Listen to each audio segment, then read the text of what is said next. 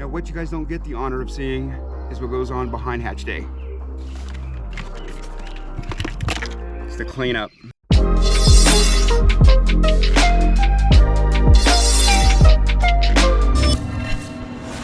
So this is the second to the last batch of Goldens that we're gonna hatch this year.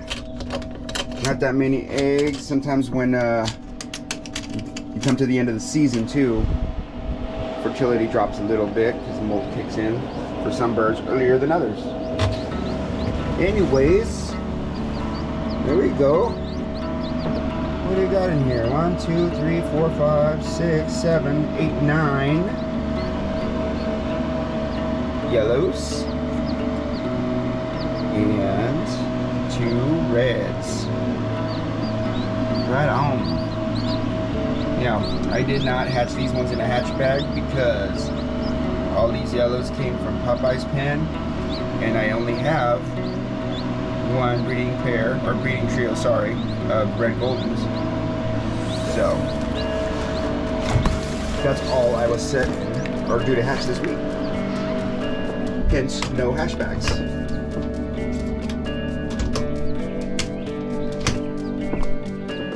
Get these guys out of here. Now I got these guys set up in the box, ready to go in the brooder. I like to get footage of them in their box. People seem to like that. Subscribe if you like that. Whole bunch of cuteness.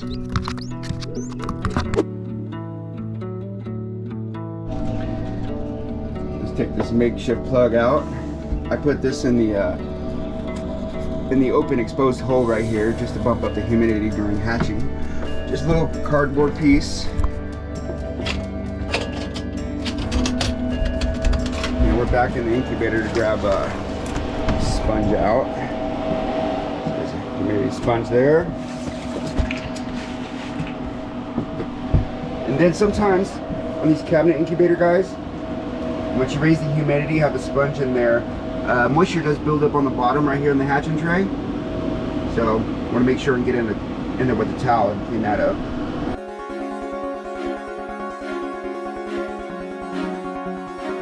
Now, what you guys don't get the honor of seeing is what goes on behind hatch day. It's the cleanup. Got shells and eggs that didn't hatch. And since I got this out, guys, let me show you how I layer this up and get it ready for the next batch.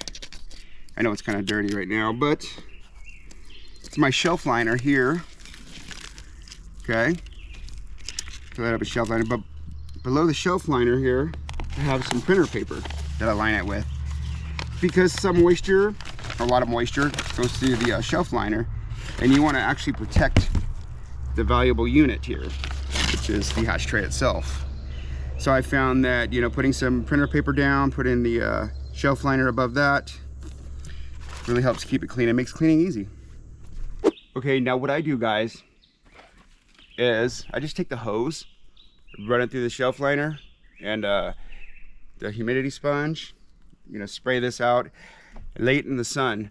Now you don't need to, well, you can, you know, disinfect it with some you know, apple cider vinegar, or some people will use some Listerine or something like that. Me, I just spray it out, let it air dry in the sun bleach it, if you will, whatever you want to call that. I found that it really does get rid of most of the germs.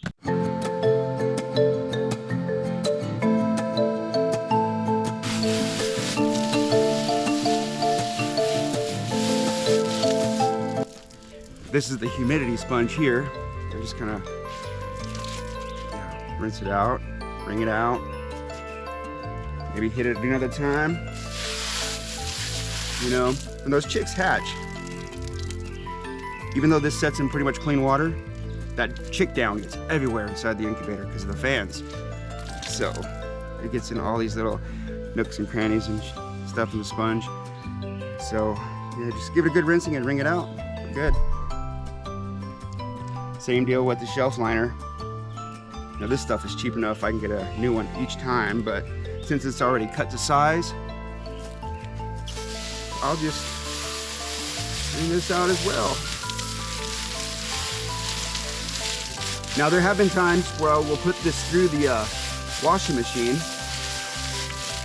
you know, all by itself. Maybe hit it with a little bit of bleach or something, you know, just to get the discoloration off, clean it up, make it look brand new again. But pretty much that's it, guys. We're gonna lay this in the sun.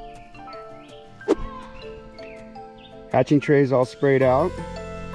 We're gonna set it on these horses right here, because this spot gets like most of the sun, and the sun will be shining today. It's gonna be a warm one, so this thing drying out will not be an issue.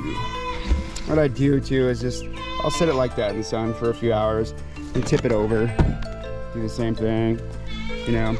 And I have 2 of these hatching trays so I can rotate them. So this one right here will actually be used, well, that's a second to last hatch. I won't be using this hatching tray anymore, but I'll be using this the following week. And the one I have dried from last week, I'll be using today.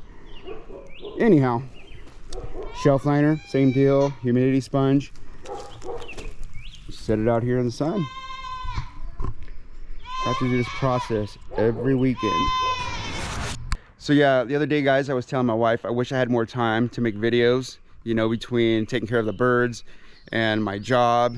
You know, I'm a little pressed for time sometimes. You know, I can't always make a lot of videos.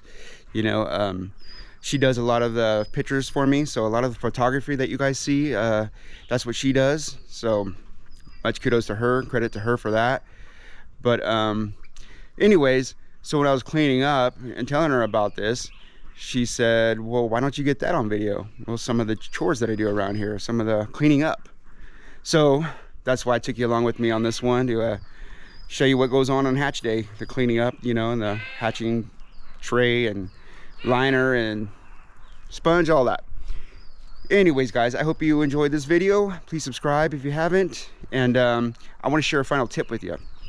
Now here is the humidity sponge, guys. You see that right there? Okay.